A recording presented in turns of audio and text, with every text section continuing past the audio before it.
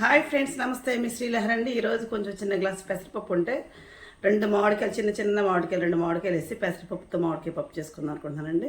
ఎప్పుడు కందిపప్పే వాడతాం, కానీ ఈరోజు కొంచెం అంటే మన పులగవన్న ఉంటాం కొంచెం పెసరపప్పు తెప్పించానండి. అందులో కొంచెం మిగిలింది. ఆ కొంచెం ఇప్పుడు నేను పప్పు చేస్తున్నానండి. 4 పచ్చిమిరకాయలు, 2 ఉల్లిపాయలు, ఈ 2 చిన్న మామిడికాయలు వేసుకొని చక్కగా కమ్మగా మనం పప్పు చేసుకుందామండి. పెసరపప్పు ఒక చిన్న గ్లాస్ పెసరపప్పు వేసుకున్నానండి. 4 పచ్చిమిరకాయలు, 2 ఉల్లిపాయలు ఇది చిన్న ముక్కలుగా కోసేసుకుందామండి. ఇదిగోండి ఉల్లిపాయ ముక్కలు, పచ్చిమిరకాయ ముక్కలు, మామిడికాయ ముక్కలు. పప్పు అయితే చక్కగా ఉడుకుతుంది. కొంచెం పప్పు చిన్న బాండీలు వేసానండి. ఇందులో కొంచెం ఆయిల్ వేసాను, చుక్క మంచిగా ఉడుకుద్దని. చక్క మెత్తగా ఉడికింది అనుకోండి, ఈ ముక్కలకి దాక్కి పప్పు సరిపోద్దండి. పప్పు ఉడికేటప్పుడు చక్కగా పసుపు వేసుకుంటే పప్పు చక్కగా పచ్చగా బాగుంటుందండి. అందుకే పసుపు వేసేస్తాను. ఇదిగోండి పప్పు చక్కగా ఉడికిపోయింది. ఇప్పుడు చక్కగా పచ్చిమిరపకాయలు, ఉల్లిపాయ ముక్కలు, మామిడికాయ ముక్కలు మొత్తంగా చక్కగా ఉడకనిచ్చుకుందామండి. ఇప్పుడు ఉడికిన తర్వాత అప్పుడు మనం ఉప్పు పసుపు వేసుకుందాం. ఇదిగోండి పప్పు చక్కగా ఉడికిపోయింది. ఇప్పుడు గల్లుప్పు వేసేస్తున్నానండి.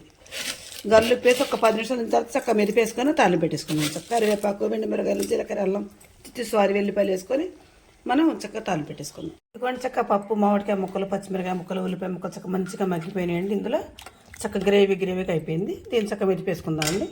దీనికి కాసిన ఎండుమిరకాయలు, జీలకర్ర, ఆవాలు, ఎల్లిపాయలు, కరివేపాకు ఇవి కొంచెంతో తాలింపు పెట్టేసుకుందామండి. ఇప్పుడు పప్పు మెరిపేద్దాం. ఇదిగోండి చక్కగా పప్పు మంచిగా మెరిపేసుకున్నాను. చూసారా, రసంలా పెట్టానండి. ఇది మా చిన్నబాబు మా తమ్ముడు కూడా అంటాడండి, ఏంటి పొండమ్మ మామిడికాయ చారు కట్ట పెట్టి వెళ్ళి పొండమ్మ అంటున్నాడండి మా వాడు. దీని వాస్తవంగా అయితే మామిడికాయ చారు అని అంటారండి. మామిడికాయ ముక్కలు పిసికేసి ఏమీ లేదండి, ఎక్కువ మామిడికాయలతో చేశానండి దీన్ని. ఇప్పుడు తాలింపు పెట్టేసుకుందామండి.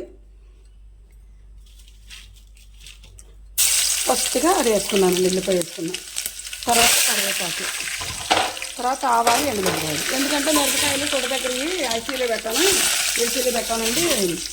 కాయలు తాలింపు వేయడంతో నల్లగా అయిపోతుంది, అందుకే లాస్ట్ వేస్తున్నానండి. ఇదిగోండి ఈ విధంగా చక్కగా నేను తాలింపు పెట్టేసుకున్నాను. ఇప్పుడు ఇందులో మనం ఇవన్నీ వెతుక్కుని చారు లాంటి రసాన్ని పోసేసుకుందామండి.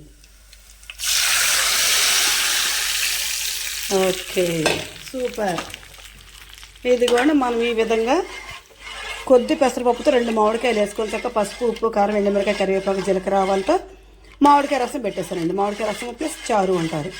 చారు అనొచ్చండి, రసం అనొచ్చండి, పెసరకట్టు అని అనొచ్చు. 2-3 రకాల పేర్లు ఉన్నాయి దీనికి.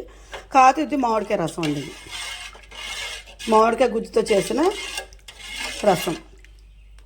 మీకు నచ్చితే నాకు ఒక లైక్ ఇవ్వండి. Please subscribe.